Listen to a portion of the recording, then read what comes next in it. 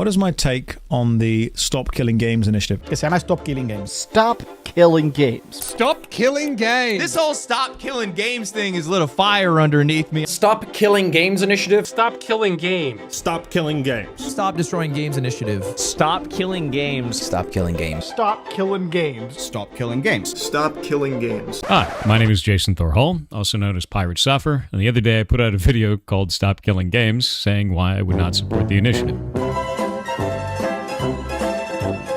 Yes, I also want to talk about Stop Killing Games. I understand that I'm a bit late to the party, and I am aware that a lot of you know what it is already, but for anyone who is unaware, I'll give you a quick summary in a nutshell of what SKG is. Stop Killing Games, or SKG, is a movement for regulation to enforce game studios to do as titled, to stop killing games. The movement was founded in April 2024 by YouTuber Ross Scott in a noble attempt to stop game studios from shutting down or delisting their video games. The spark that ignited this initiative was the shutdown of Ubisoft's The Crew, a racing game that required a constant online connection even in single-player mode.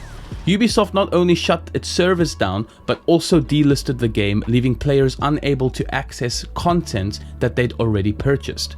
Now, on top of this, Ubisoft's director of subscriptions said plainly in an interview that you as a gamer need to start feeling comfortable with not owning your own games. So you can understand why this has brought about such a big movement and caught a lot of attention. Obviously, there are a lot of people talking about the good or bad of SKG, but as a casual gamer, I want to bring about my perspective as to what I think are the good, the bad, and the ugly sides of this movement so far. First off, I think the ideas and motives behind this movement are objectively good, simply because I believe consumer rights should always outweigh corporate policies. The fact that purchases, which used to be pretty black and white, have now slid into more of a legal grey area is exactly why this movement matters. Most gamers talking about SKG seem to echo the exact same thing. If buying isn't owning, then pirating isn't stealing. The fact that a statement like that actually makes sense today shows just how far game purchases have drifted into that grey area.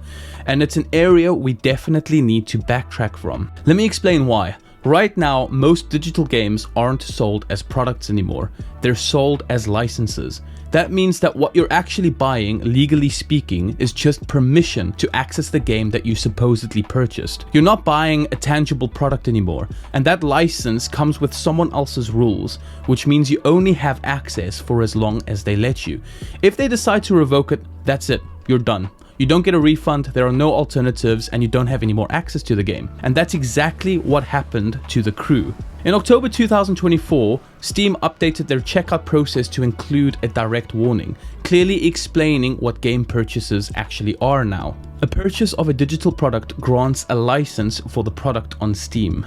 In other words, on Steam, you're not buying a game anymore, you're renting access to one, with no guarantee of it being indefinite. Ubisoft's current end-user license agreement makes it even more obvious. You acknowledge that all title ownership rights and intellectual property rights in the product remain the property of Ubisoft, and that you have only a limited, non-exclusive license to use the product. So it's fair to ask, why is this even necessary? Why are major studios pushing licensing instead of ownership? Let me quickly explain to you why I think this is happening. Over the years, and I've been ranting about this on this channel for quite a while now, AAA studios like Ubisoft, EA, and Activision have been bleeding themselves dry. Instead of making games that players actually want to buy or play, they've turned themselves into production line factories.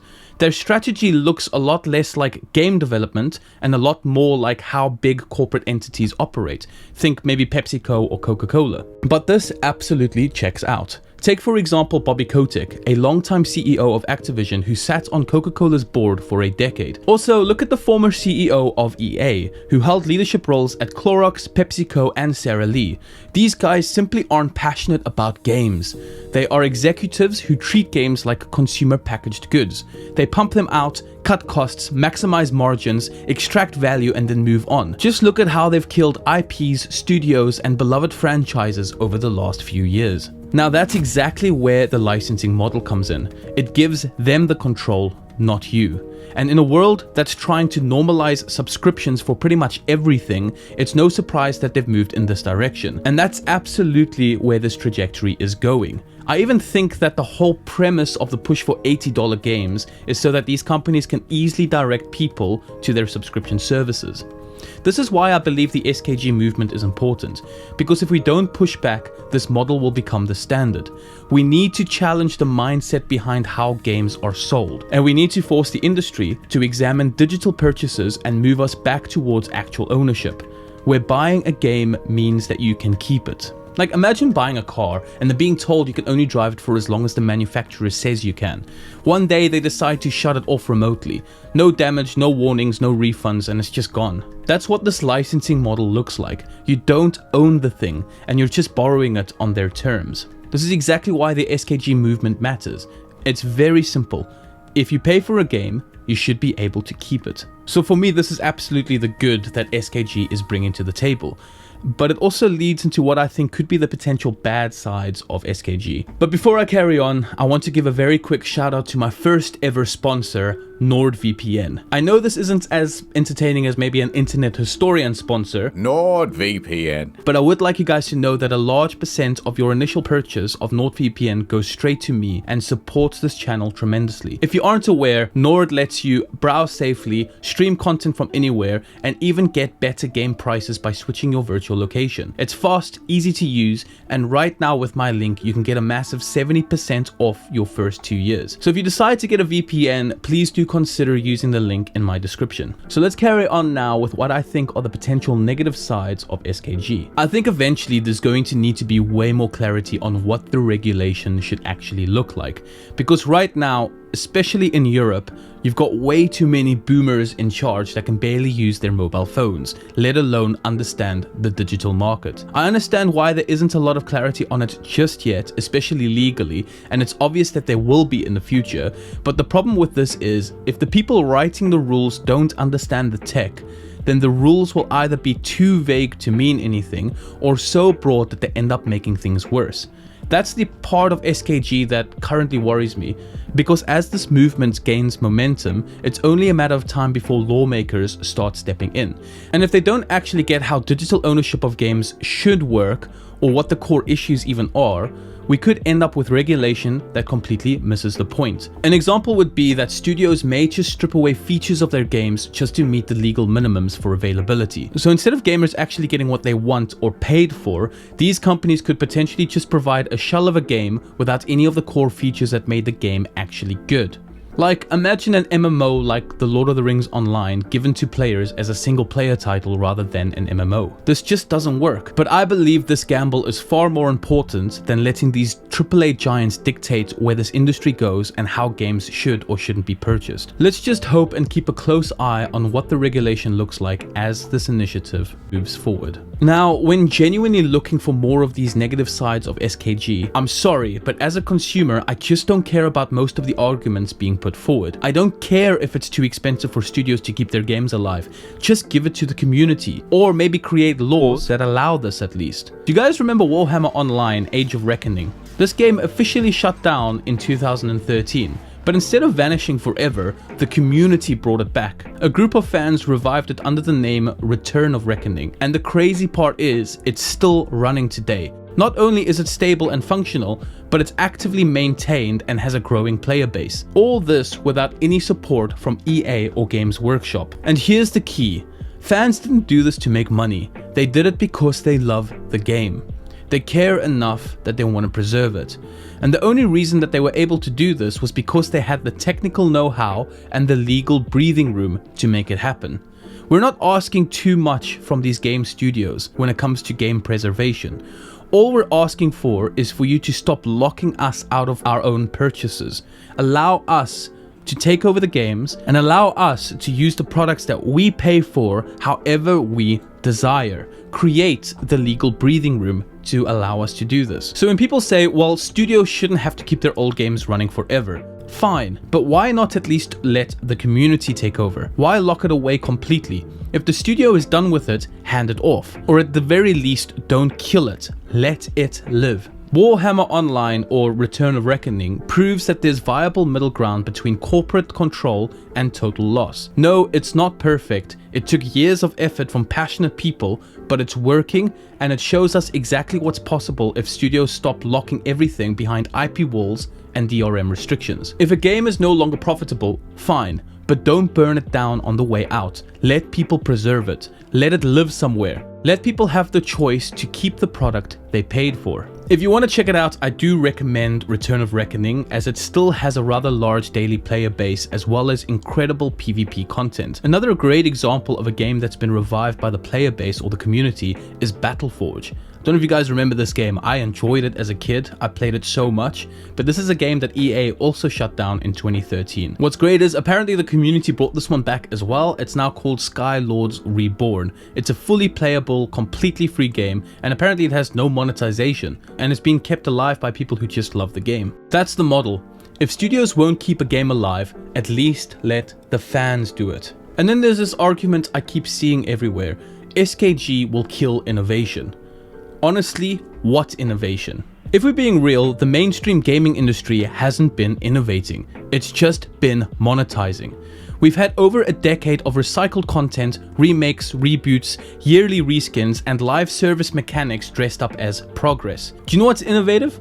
Selling you half a game and then locking the rest behind DLCs, a battle pass, or loot boxes that prey on your dopamine or FOMO. If enforcing basic consumer rights like being able to keep a game you paid for gets in the way of that kind of innovation, then yeah, maybe that's a good thing. Because let's be honest, what a lot of these publishers call innovation is just new ways to extract money from players. To me, it sounds like this argument is just pretending to defend game developers, while it's actually just trying to defend corporate margins. If your business model only works because consumers don't actually own what they buy, then maybe the model is the problem. So for me, that's kind of the bad side and also the arguments around the bad sides of SKG that I've been hearing a lot of. But now I kind of want to talk about the ugly side of this movement, which ironically is what gave it the attention it deserves. I'm talking about Pirate Software. Now, I don't know the guy personally, but from mine and obviously a lot of other people's perspective, he comes across as someone standing on a very high hill of arrogance and ego. In this whole situation, he has been unwavering, completely dismissive of any proper discussion around SKG, and he is completely uninterested in engaging with opposing viewpoints. He champions himself as a representative of gamers, but honestly, he isn't. Yes, he apparently got swatted, and I absolutely condemn acts of violence like that, but you can't use that as an excuse to avoid the subject entirely. Why are messages about them being deleted? Because I don't want that shit in my chat. Put it over in Discord. That's not for this place. Lamau with a douche response? No, it's not. And now you're banned too. Not that hard. The moment that community swatted me, they lost all access to my chat. Like, I don't give a shit, dude. You could get all mad and be like, he's damaging my rights, my First Amendment. No, it's not. The First Amendment's there to stop the government from silencing you, not me. Eat shit. Which community? People from SKG. The worst part of some of the worst streamers or influencers out there is ego or a complete lack of teachability or humility, even self-awareness. And this whole issue seems to have surfaced something of a god complex in Pirate Software. He has clearly taken a condescending, almost absolutist stance, not just disagreeing with SKG, but actively misrepresenting it. Instead of acknowledging even a sliver of legitimacy in the concerns raised by SKG, he painted the entire movement as entitled, toxic, or uninformed. This looks like pure propaganda at this point. There's a way to challenge SKG with humility and precision, and he just didn't do that. He chose snark, strawmen, and superiority. And this is why so many people pushed back on him, especially on YouTube, because his approach is just antagonistic and dismissive. That said, some of the response and jabs against him has been just as ugly, and even completely irrelevant in my opinion. Instead of keeping the focus on Pirate Software's arguments, people started attacking his skills, his character, and even his appearance. So what if he programs the way he does? So what if he makes mistakes? The guy made a video game on his own. That is an achievement. Some of the attacks are coming from communities that pride themselves on opposing cancel culture. You can't be against mob mentality one day, then support it the next simply because the target doesn't align with your views. One question I've asked myself through all of this is, why on earth has Pirate Software held onto his stance without budging? It's clearly destructive. And after seeing his response to the backlash on top of his response to the recent World of Warcraft drama, the only logical answer I can come up with is that he has a self-destructive level of pride and a crazy ego. And I genuinely believe it is as simple as that. So yeah, that's the ugly side of SKG. I am grateful that Pirate Software is being held accountable for trying to turn people against SKG, but at the same time, I wish we just left it there instead of completely demonizing him and his achievements. We hold him accountable, we critique and criticize his points, but we do not attack his character. I am also very grateful that he did say what he did about SKG, because I believe that the hate towards him clearly brought a lot of awareness to this movement. I cannot believe how many signatures it has, and I want you guys to keep on signing. We need this movement to go forward. If you feel like I missed something vital or important about SKG that you disagree with or agree with, please do let me know in the comments below. I'd be happy to hear your thoughts. Again, like I said in the beginning, I know I'm quite late to the party on this topic, but I think we need to keep the momentum going, and I think we need as much awareness on SKG as we can get. Thanks everyone for watching, and again, if you're interested in a VPN, please check out the link below for a 70% discount on NordVPN. And I'll see you in the next one.